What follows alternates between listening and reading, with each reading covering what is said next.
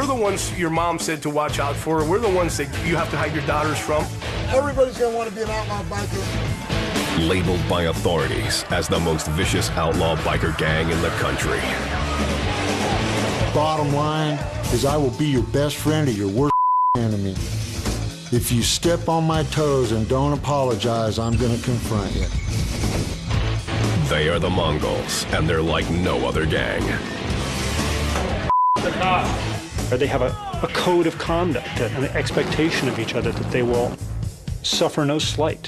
Who the f are we? We have a kind of a mantra that's respect few, fear none. I had to pull my knife out and cut her loose to get her up. She couldn't get up. They will take on any challenger, no matter what the odds.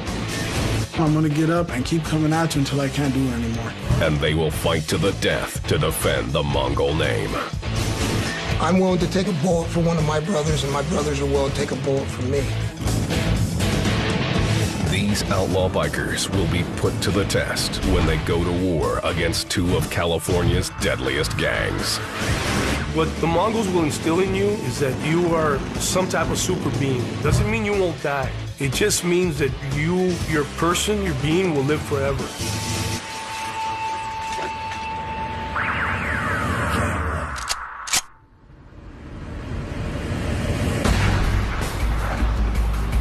Commerce, California, November 1999. 7 miles east of Los Angeles, 42-year-old Daniel Herrera went looking for his wife at Niños, a local bar.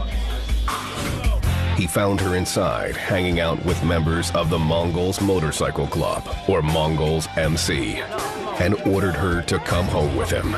But Herrera's wife wasn't ready to leave. Los Angeles DA Max Huntsman prosecuted the case. He used an expletive and said something offensive to the Mongols in the course of arguing with his wife. The Mongols got upset about that. It didn't matter to them that Herrera, a father of 3, had no gang affiliation. He crossed the line of no return when he'd insulted them. There is something worse than death, and that is disrespect. I don't care if you give me respect because you fear me or because you like me, but I want respect, and I'm going to get it in one way or another. To pay the price for his disrespect, Herrera would come face to face with the Mongols' brutality. Several Mongols, led by Adrian Gutierrez, chased Herrera outside the bar. They cornered him in an alley and savagely beat him. Gutierrez dealt the final blow, digging a knife into Herrera's back until he drew his last breath. It was particularly brutal. It wasn't just a quick stab wound and they run away or something. It was multiple gang members beating him in multiple places over a fairly long period of time. The crime bore all the hallmarks of a classic Mongols attack. Spontaneous, merciless, and deadly. What makes the difference between an outlaw biker and some of these other groups, I think, is to the extent that you will defend yourself. With only an estimated 1,000 members across the country, the Mongols are a relatively small organization. What they lack in numbers, they make up for in bravado and ruthlessness. Being a Mongol is like having a power greater than you could ever imagine. We're not trying to be choir boys. We're not trying to be Boy Scouts. I mean, we are what everybody fears. Members say they belong not to a gang, but a Mongol nation. And they pledge the highest form of loyalty and self-sacrifice to each other. Roger Pinney was a national president and one of the original Mongols.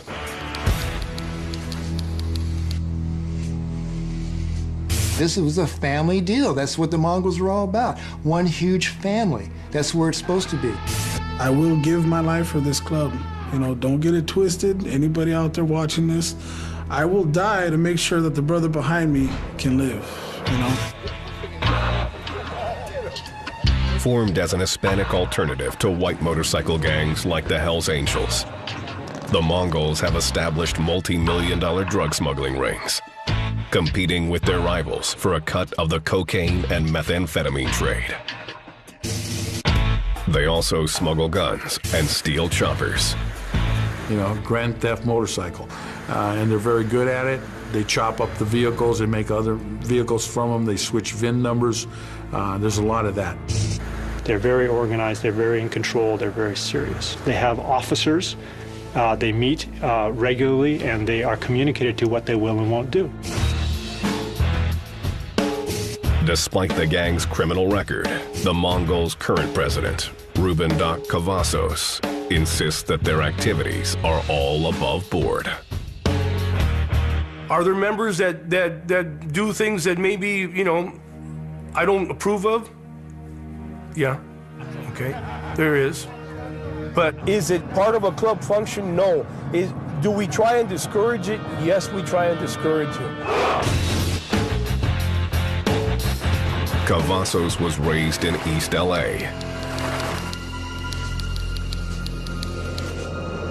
In his youth, he was a member of the Avenues, one of the toughest, most hardcore gangs in California.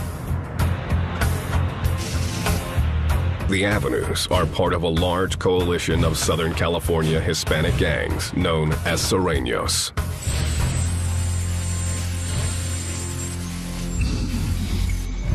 A group whose size grants them extreme power on the streets of LA.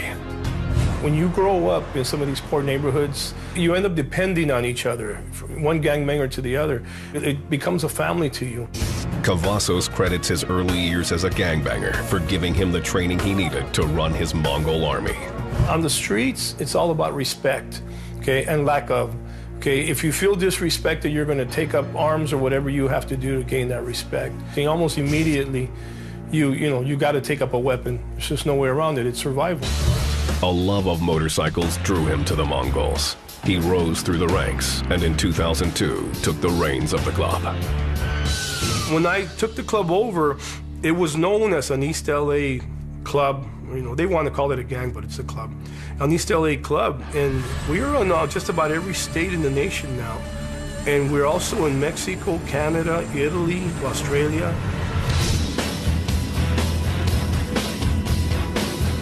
As national president, Cavazos began a recruitment drive, bringing Sureño gang members into the Mongols in order to bolster their ranks. They weren't necessarily as motorcycle-oriented, but they were violent-oriented. So they made good soldiers within the gang and good bodyguards and good criminals. But many of these Sureños were already controlled by the Mexican mafia, known on the streets as La M.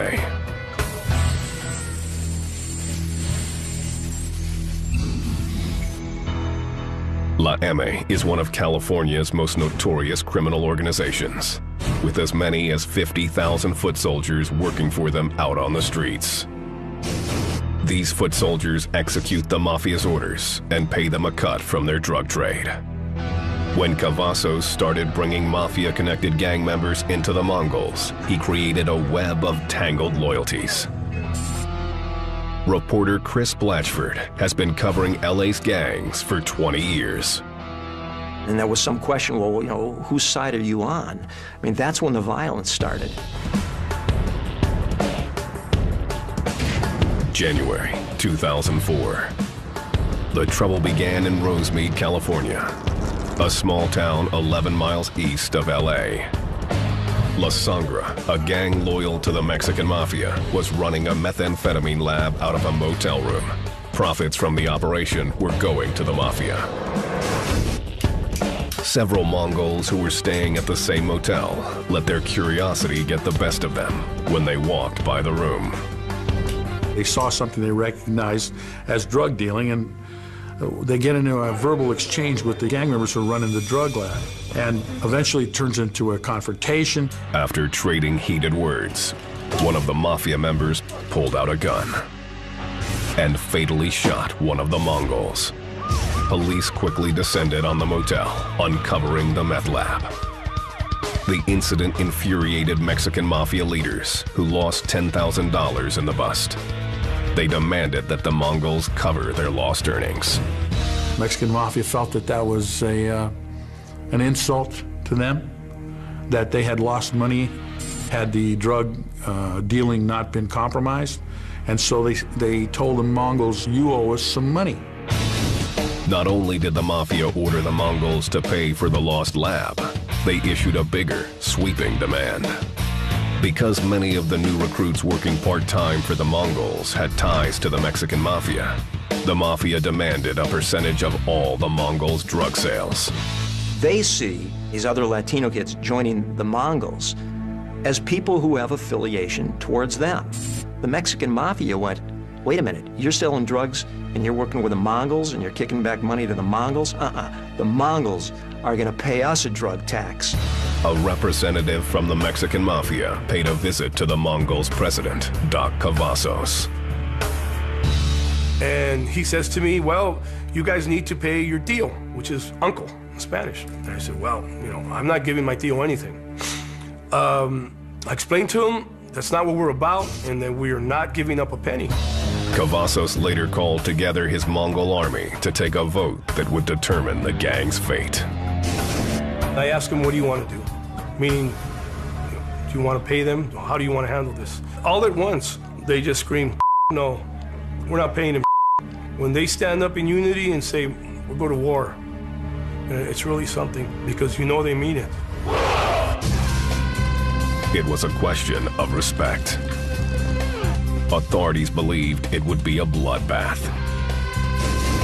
The Mongols, they don't control the whole system the way the Mexican Mafia does. And the Mexican Mafia is very patient and will wait until its opportunity arises, and then, a lot of people will die. The Mongols vowed they would never surrender. And it lets you know that a Mongol will always win. A Mongol will always come out on top. I will not lose. If I'm down, I'm gonna get up and keep coming at you until I can't do it anymore.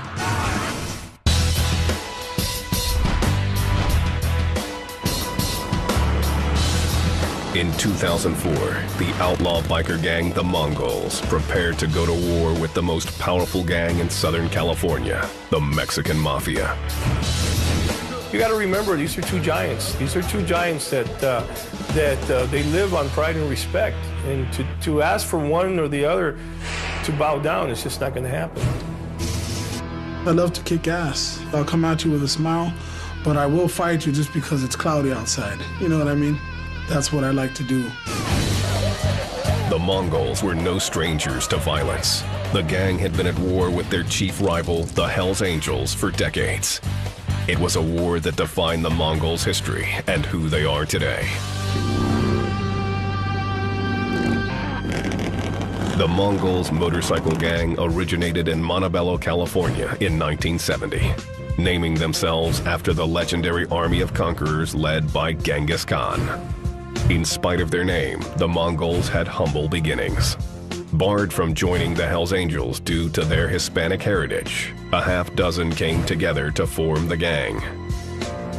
The original credo of the Mongols is that they were guys riding Harleys. That's really the genesis of it. Like many of the original Mongols, former President Roger Pinney was a Vietnam veteran.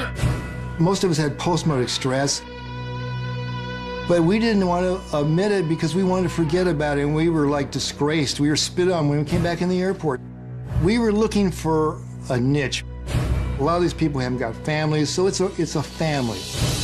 At first, their goals were simple: ride together, party together, and rebel against society. But they weren't just friends bucking convention. The gang quickly attracted members with criminal tendencies, and soon the label Outlaw stuck to them. Reports of stabbings, shootings, and statutory rape followed the Mongols wherever they rode.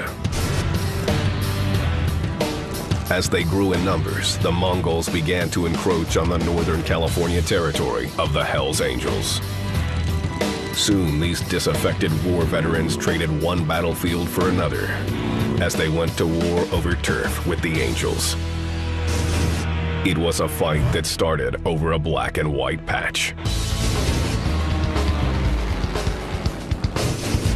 A Mongol's proudest possession is a patch displaying their club colors. Worn on their vests, it's split into 3 pieces with their logo in the middle. Over the top, it says the name of the gang, and on the bottom, it says where they're from. The Hells Angels claimed all of California as their territory and declared ownership of the state on their patch. Starting in the early 1970s, the Mongols also wanted to claim California and put the state name on their patch. The move infuriated the Hells Angels. Well, the Hells Angels came to the Mongols and said, you need to take it off. And obviously that didn't go well with the members of the Mongols Motorcycle Club. And they basically told them, you know, off. That's how the first war started. Clashes between the 2 gangs escalated from barroom skirmishes into bloodier and deadlier reprisals. They're going to go from fighting on the street in drunken brawls to stabbing each other. From there, they're going to go to shooting each other, and from shooting each other, they'll go to bombing. Nothing would be off limits in the 2 gangs' fierce struggle for power. Summer 1977. The Mongols held a funeral for 2 of their own killed outside San Diego by the Hells Angels. Just before the ceremony began, someone dropped off a bouquet of red and white carnations, the Hells Angels colors. He set some up near the deceased and proceeded down the street. Before anyone can do anything about it, the car that he had drove up in exploded. 3 Mongols were injured in the attack. 2 months later, the Angels struck again, setting off another bomb, this time in a Mongol's bike shop in Los Angeles. Somebody sent a motorcycle tire in there to have a flat fixed. Unfortunately, the only person working was the kid brother of a Mongol member. When the kid was changing the tire blew up. It blew up the whole building and killed the kid. The Mongols retaliated. At a biker bar in Lemon Grove, California, 126 miles outside LA, 4 Mongols attacked and killed a ranking member of the Angels. Soon after that, the Mongols executed a Hells Angels chapter president. The executions of 2 higher-ups in the Angels organization set off shockwaves throughout the biker communities. In a series of meetings, top leadership came together and the 2 rival gangs made a pact. The Mongols could continue to wear the California patch, but agreed they would not open any new branches in Northern California. The Angels would leave Southern California to the Mongols. After a decade of bloodshed, the brutal turf war was over. But the constant battles had drained the Mongol nation of resources, men, and morale. By the early 1990s, their ranks dwindled to about 100 members, an all-time low. The smart money was that they were on their way out. Realizing that they were on the verge of extinction, the Mongols relaxed their recruitment standards to disastrous results. In 1998, an agent with the Bureau of Alcohol, Tobacco, and Firearms was able to infiltrate the gang. For the next 2.5 years, the ATF built their case against the Mongols. In May 2000, more than 650 law enforcement agents raided the homes and offices of Mongol gang members throughout California, Colorado, Oklahoma, and Georgia. They came to everybody's house and they threw their flashbang grenades and they yanked people out of their homes and what have you. The operation nabbed 42 gang members on charges of arson, extortion, drug dealing, and murder. The raids failed to take down any of the Mongols' top leaders, and the gang was soon on the rebound, this time coming back even stronger. The ATF bust had been televised throughout Southern California, and the exposure proved to be good for Mongol recruitment. I think we almost doubled in size. It's amazing how people come to you and want to join. By 2001, the Mongols were back in business. Their rapid growth had them again looking to expand north, a move that was forbidden by their truce with the Hells Angels. we wanted to start a chapter of the Mongols in San Jose, California. The Hells Angels were claiming Northern California as all theirs. According to them, that was their territory. We were to stay out of it. The Mongols ignored the treaty and opened the branch, reigniting the two gangs' long simmering rivalry. Soon after we started the San Jose chapter, we were having these little skirmishes with the Hells Angels, little boxing matches here and there. After a while, communication was cut off, okay? When one side no longer wants to negotiate or speak, you can bet there's trouble coming. Laughlin, Nevada, April 27th, 2002. Tens of thousands of bikers from across the country descended on this casino town on the Arizona-Nevada border for the annual Laughlin River Run. The Mongols and the Hells Angels had arrived in full force, but were keeping a safe distance from each other, staying at hotels on opposite ends of the Strip. Until the night of April 27th, when the Hells Angels came looking for a fight. A group of angels went to drink at Harrah's, the Mongols hotel. The casino's surveillance camera caught their entrance on videotape. Roger Pinney, the acting president of the Mongols, was on the casino floor with then Sergeant-at-Arms Ruben Doc Cavazos and dozens of Mongol foot soldiers. I went over to Doc and I says, we need to defuse this problem before it happens, and he said, I think it's already too late. According to Pinney, hoping he could ease the tension, he ventured into the swarm of angels, his every move captured on surveillance tape. And I started to make a communication which started to work, and while I was talking to them, and actually we were laughing. Suddenly, one of the Hells Angels, or HAs, lunged at a Mongol across the casino floor. The two gangs erupted in a sea of violence. I grabbed an HA to pull him off another Mongol, and I was stabbed 4 times. Pinney went down, while all around him, Mongols and Hells Angels continued attacking each other with hammers, knives, bar stools, and beer bottles. Within minutes, police stormed the casino and ended the brawl. 1 Mongol and 2 Hells Angels lay dead on the casino floor, and more than a dozen were injured. With Mongol leader Roger Pinney out of commission, Ruben Doc Cavazos seized control and pushed Pinney to the side. I believed in Doc from the beginning. I was the one that helped bring him in because I believed it was his bull. And now I realize it is bull. Cavazos was now national president of the Mongols Motorcycle Club. After the bloody fight at Laughlin, Cavazos knew the Mongols were facing a new era of warfare against the Hells Angels. He needed to build up the Mongols' ranks and do it quickly.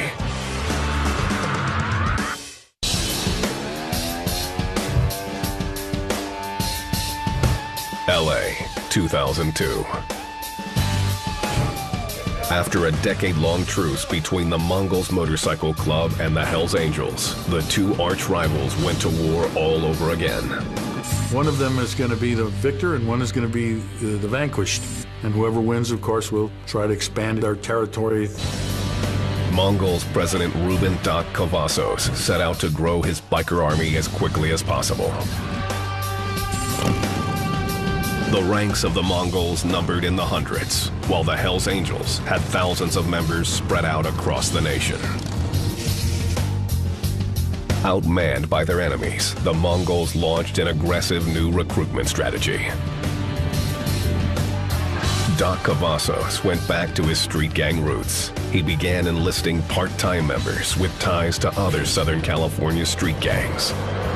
And those Hispanic gang members sometimes didn't know how to ride a bike, didn't have a bike themselves. This was a violation of their own rules of conduct. For more than 30 years, the Mongols had a rule that every member needed to own and ride a Harley-Davidson motorcycle.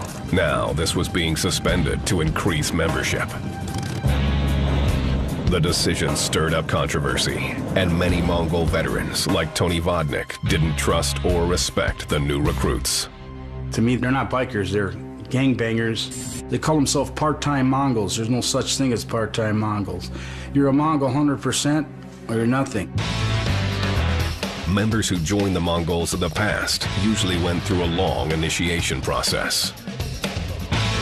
They had to learn the gang's rules and its constitution and perform tasks, some of them criminal, to get patched in.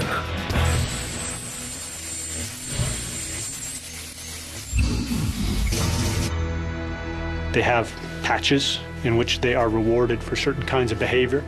And the behavior that they get a patch for is antisocial, violent, offensive behavior. These patches become part of a Mongol's bragging rights. A red wing for participating in group sex. A Laughlin patch for surviving the 2002 battle. And the skull and crossbones represents violent crime, including murder. Mongol Adrian Gutierrez, who fatally stabbed Daniel Herrera outside Nino's bar in Commerce, California, received one such patch. After Mr. Gutierrez committed the murder, shortly thereafter he showed up with a skull and crossbones patch. We learned that that was for killing somebody in support of the gang. And that's the kind of thing they take pride in. They're set forth in their bylaws what patches you can get, just like the Boy Scouts give merit badges. Every patched-in member is chosen for a unique skill he offers the organization. There may be a guy in the Mongols that's never done anything particularly violent, but he may be a good drug dealer, you know. And he's a money maker of some kind. Maybe he's not a drug dealer, but he has some other kind of scam going that he can bring money into the club. You know, another guy might be a stone killer, and he may be an enforcer, and that's what he's famous for. Each person has a role. The Mongols also sport tattoos, designed to cement their status as outlaws. They're out there to commit crimes, and they have these patches and these activities that they do that alienate the rest of the world and tie them in closer to the gang. For many, the gang becomes a virtual family. Family was kind of weird for me, so I found it in other areas of my life. And I've never seen a group of people be as brotherly and loving as the Mongols are. And many members are willing to set aside their traditional family to serve the gang. This is a family that I'm committed to. Does it mean I distance myself from my real family? No, I don't try to. You have to have some balance in your life, but this is where I decided to put my energies and dedicate myself to. I coach Little League sports, you know? You would look at me and not think that, but you know, like I said, I'm two people. I'm the dad, the husband, the coach, and then once I leave that part of my life, then there's this life, you know what I mean?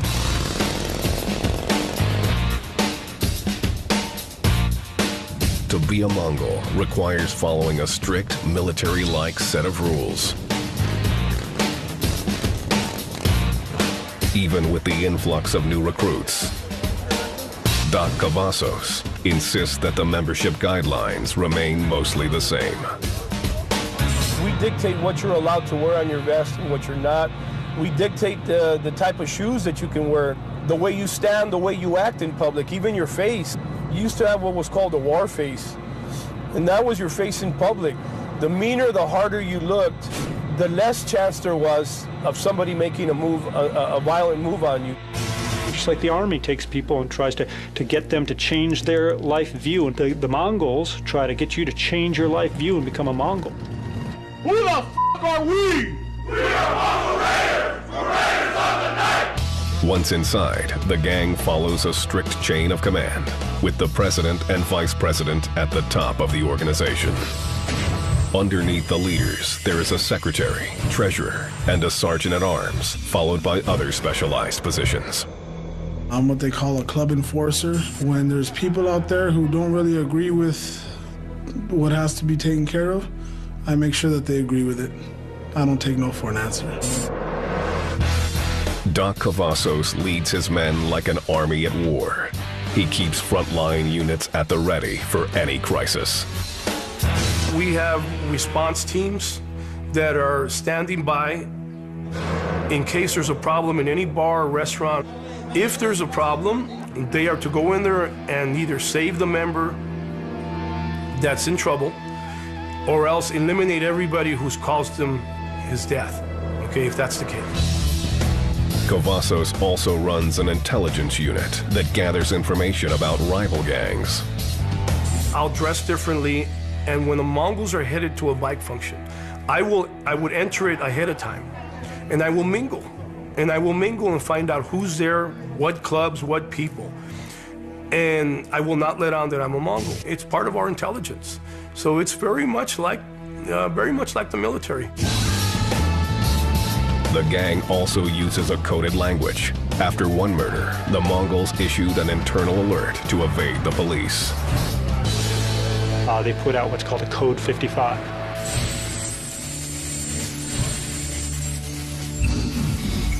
They told all their members in the area not to wear their colors, their vests that show the name of their gang, not to go out openly, not to carry weapons when normally they do carry weapons, and to avoid contact with law enforcement.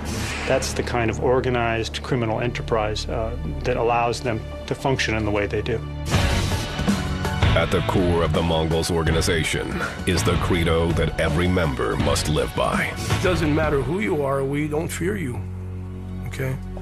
And basically, the idea of training these Mongols, recruiting them and what have you, is for them to live by that. They should fear no one, not even death. From 2002 to 2004, Doc Cavazos' recruitment strategy dramatically increased the gang's membership. Gotta love them. There were now several hundred Mongols operating on the streets of California. But these new members would put the gang's future in jeopardy and pit the Mongols in a life and death struggle with the mighty Mexican Mafia.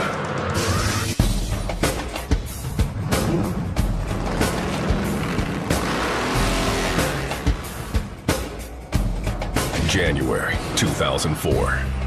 In order to fight its war in California against the Hells Angels, the Mongols Motorcycle Club was building up its membership. The gang was expanding in size and reach, but its new method of recruitment was backfiring. The Mongols' leader, Ruben Doc Cavazos, had welcomed members of LA's street gangs to join them as part-timers. But many of these recruits had ties to La M, or the Mexican Mafia, Southern California's most powerful gang. So you have a dichotomy. You can't serve two masters. Either you're a servant of the Mexican Mafia or you're a servant of the Mongols. And you can't be both, and that presented the problem. The Mafia was now demanding that the Mongols pay them a percentage of their drug profits as a form of tribute, and repay the $10,000 they lost when some Mongols caused the bust of a Mafia meth lab. It's just never going to happen. The Mongols will never pay anybody. The Mongols will never give anything up to anyone. Yet the Mongols didn't seem to stand a chance against the Mexican Mafia's vast army of 50,000 soldiers, who police consider the most lethal gang network in the world. They're probably the most active gang and most prolific at killing. They control the streets. Authorities learned about the imminent war and, hoping to settle tensions without a body count, tried to warn Doc Cavazos to back down. Sheriffs used to pull up in front of my house and they used to say, "What are you going to do now, Doc?" Meaning, man, you guys, this is going to get ugly, this is going to get serious. And I used to almost be disgusted in that question. What do you think I'm going to do? We're going to stand our ground. We're going to tell them all, screw you.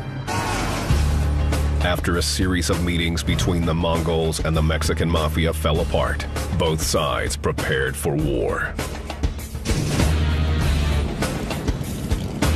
La Mirada, California, March 2004. Shortly after nightfall, a gunman pulled up to this tattoo parlor, frequented by the Mongols. He withdrew a machine gun from his jacket and opened fire before speeding away.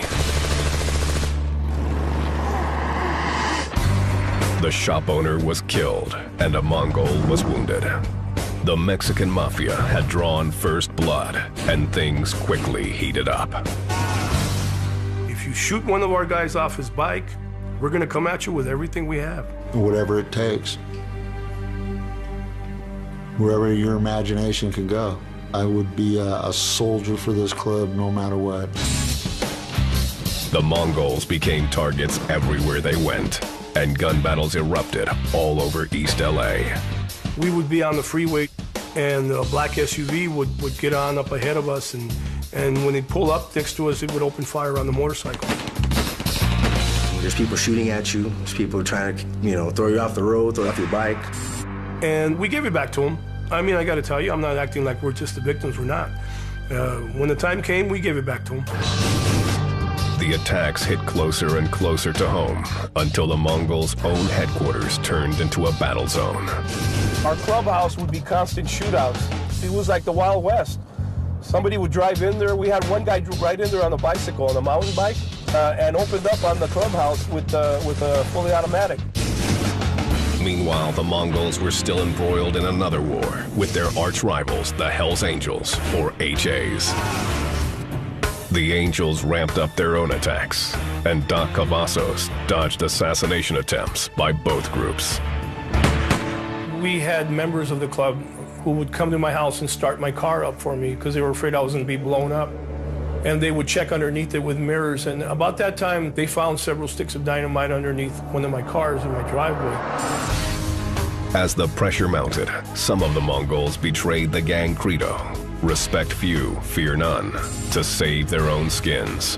It got so bad that I'm told that a lot of Mongols were not wearing their colors around town because they were afraid that the Mexican mafia would see those colors and they would send somebody to kill them. When the war broke out with the HA, we lost maybe 2 or 3 members. When the war broke out with the M, we lost about 20 members. Many of the Mongols' old guard openly blamed Doc Cavazos for the bloody siege. They said that if Doc hadn't recruited part-timers from Sureños gangs, they never would have been at war with the Mexican mafia. Cavazos responded by forcing dissenters like veteran Roger Penny out of the gang. It's just when he realized people weren't happy with what he was all about. He kicks them out, which he has kicked out more people in his time of reign than the whole club has been together since the beginning of time. And this is a prime example of what's going on right to this day. The war was tearing the Mongols apart, but Cavazos refused to cave. Well, if a shootout is what somebody wants, a shootout is what we'll give you. It got to a point where the characters who were originally involved, moved out of their homes, okay, because, I guess they feared that Mongols were coming by their house all the time. The Mongols were managing to stand their ground. But with 2 ongoing wars and growing dissension within his own ranks, Cavazos faced an uncertain future. I don't even want to say what might happen to this man. If he ever gets locked up, he's gone. The man is gone.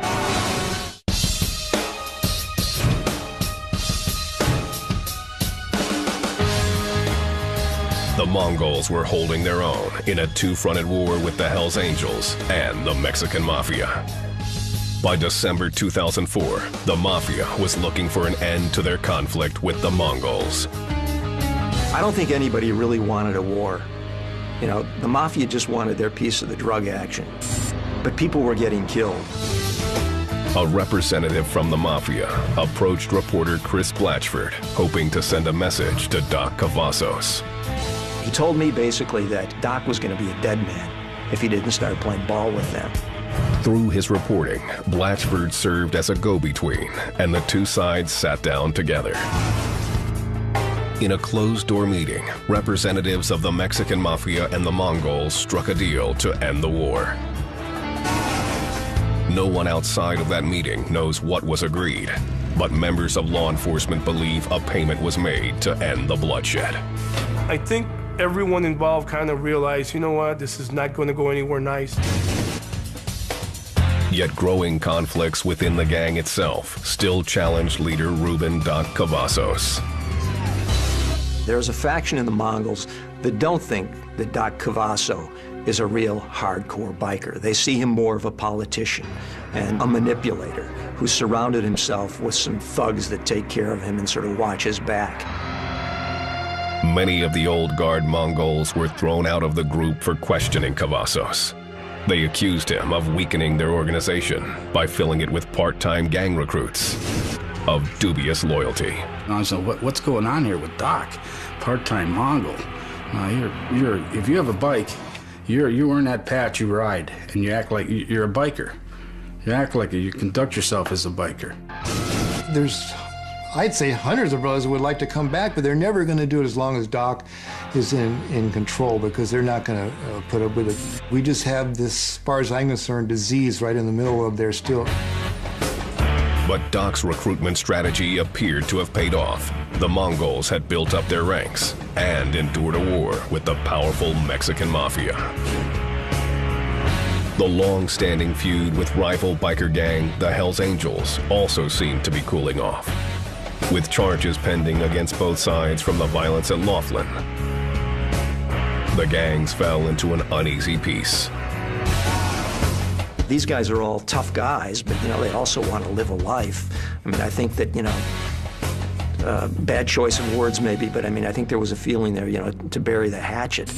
The leaders, they don't want war. Nobody does. It's stupid. Our passion is riding motorcycles. It becomes difficult to ride your motorcycle when someone's trying to shoot you off of it. The battle may have died down for now, but animosity between the Mongols and Hells Angels runs deep. Here's the deal. You put a Hells Angel in front of me and he's got a ball-peen hammer in his hand, I'll shoot him. Straight up. I will have no problems with it. Keeping the club ready for any battle, Cavazos continues to build his membership. What the Mongols will instill in you, what they'll start teaching you from day one, is that you are some type of super being, okay? It doesn't mean you won't die. It just means that somehow or other your person, your being will live forever, okay? And they teach you that you don't back down, okay? And you don't disgrace the club. Cavazos is confident that the new generation of Mongols has what it takes to live up to the gang's core beliefs of demanding respect and fearing nothing. To be honest with you, you want to be known as a rough, tough, always willing to defend yourself club. For Mongol members, a willingness to fight to the death is what being a Mongol is all about. I'll live for my brother, I'll die for my brother, I'll take a bullet for my brother. That's just the way I live. I've been shot for this club, I've been stabbed while I've been in this club, I've been to prison for this club. And, a lot of people, they don't understand. But you know what, I have people that love me and care about me that aren't going anywhere. The club is always there for me. And on a personal level, that's what this club means for me, and that's why I'm willing to sacrifice for this club. I know there's something wrong with me to actually want to do this, But I think that's what makes it, special, though. No one wants to be harassed by the cops. No one wants to be shot at. No one wants to be assassinated. No one wants all that. So there has to be something inside you to be here. Even with the danger involved, the appeal of the gang shows no signs of letting up.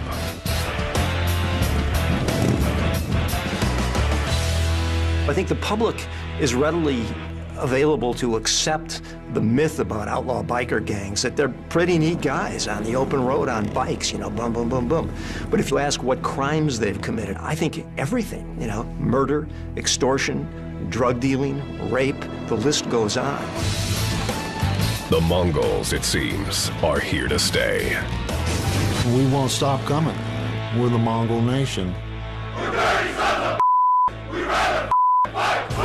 We will continue to do what we do no matter what.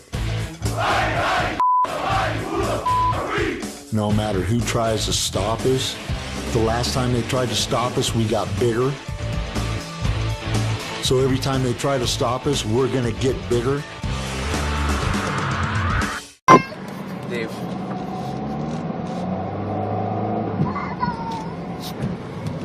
There's a bunch over here. A bunch over here.